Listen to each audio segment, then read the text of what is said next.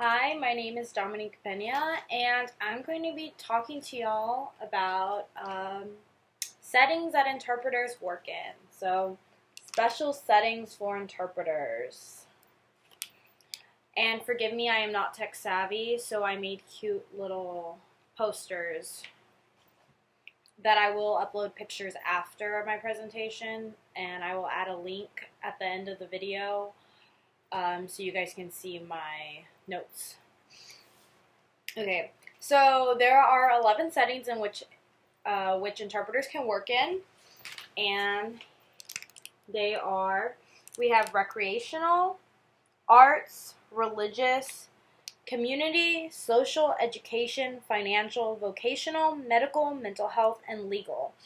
And these are just to break it down, these are the 11 categories, and then there are there are different things that fall into each category. For example, recreation can be anything from a volleyball game to a softball game to a painting class that someone's taking. Arts would be something like a museum tour,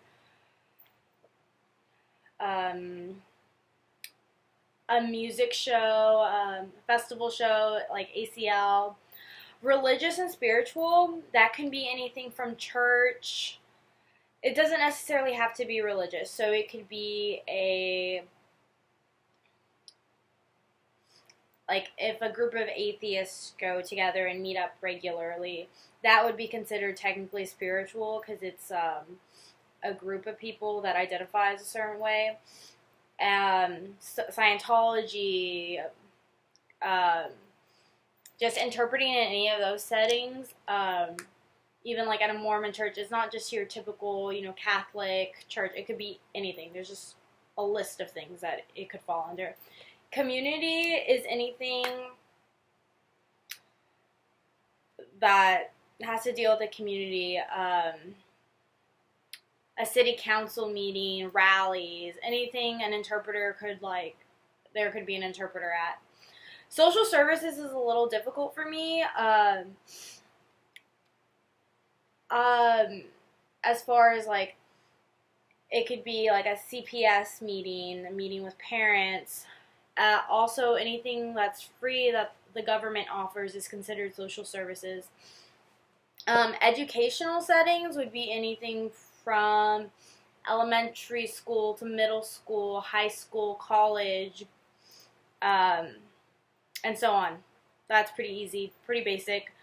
Vocational settings, that could be anything from a workshop to a work meeting, anything involving with I just think of after college, like further learning. Medical, of course, too, anything medical related. That could be, that's not limited to people. It can also be a vet visit, stuff like that. Just anything medical related. And then mental health would be counseling, psychiatry, anything of that sort. And then, of course, legal, there's different branches to legal. There's a ton of different things that fall under legal. That could be a meeting with your attorney,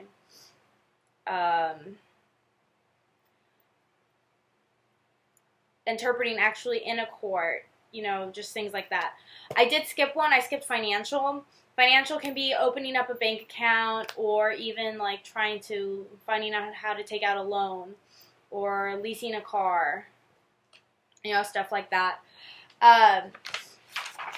And then, of course, when you're talking about these settings, we also have to consider our 11 Ps, which are our 11 parameters.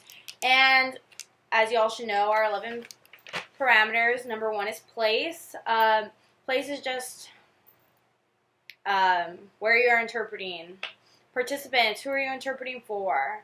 Power, what are the differences in someone's authority? So if you are at a doctor's office, obviously the doctor has more power in that situation. Not necessarily power, but he is of a higher standing than his patient, because obviously the patient's there for consultation.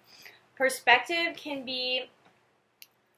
is thinking about your participants and how they may view each other, and even how you view your participants. So you have to consider, does this doctor know anything about deaf people? Does he know anything about deaf culture? Has he ever even worked with an interpreter before?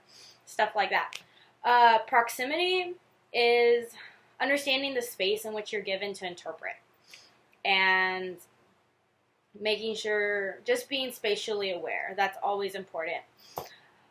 6 and 7 for our 11 P's are purpose and point, which are really, they sound kind of similar and you can get them confused. Purpose, I think, why are you there? Like, if I'm going to counseling, I'm going there to what? I'm going there to talk to my therapist. Whereas point is, what is my goal? What is my main goal? My main goal is to eventually get better and talk through my issues. Pragmatics is speech. How are they going to be talking? What kind of jargon is going to be used? If you're going to interpret for a dentist, what kind of words you need to brush up on? What kind of signs you need to know?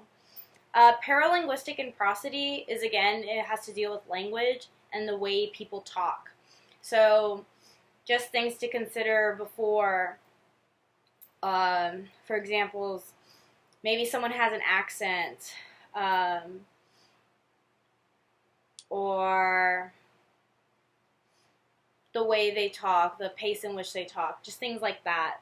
Procedural, number 10, is what do you have to consider? So do you have to, are there any guidelines, rules you need to follow? As an interpreter, you need to be aware of. What does your client have to do? Do they have to fill out anything? And then personal is all about you and what you bring to the table. How is the setting you're working in going to affect you? Can you handle working in the situation? What are your personal beliefs towards the situation and knowing where you stand? And of course, with our 11 P's, we have our 4 J's, which are our junctures. And I like to think of them as your pre-acceptance, post-acceptance, during interpreting, and after the fact. And your 4 J's are just things you need to consider. So before you accept an assignment, are you going to be able to interpret this assignment? Are you comfortable in the situation? Post-acceptance, what research do you need to do for that setting? Who are you interpreting for? Just things like that. During, what could be some issues during the during your interpretation, during your interpreting process? Is it small in space? Where do I have to stand? How can I fix that during my working period? And then after, how can, like, after is sometimes tricky for me, but after I just think of what ethical conflicts could you possibly have. So if you interpret for someone at a doctor's appointment and you see them later, is that going to make things weird? How are you going to act? Is that person going to be weird? I just think of how is taking this job going to affect the person or yourself after. And of course there's other considerations. There's a list of things to consider. Like who is your audience, how to prep. I think prepping and understanding your 11 P's is really important.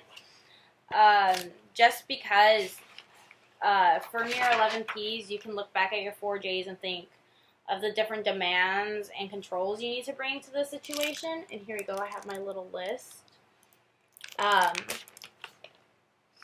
But interpreters work in a variety of settings, and I think it's really important to know what area of interpreting you want to work in. And being aware of all these settings can also help you learn where you might feel more comfortable interpreting in the long run.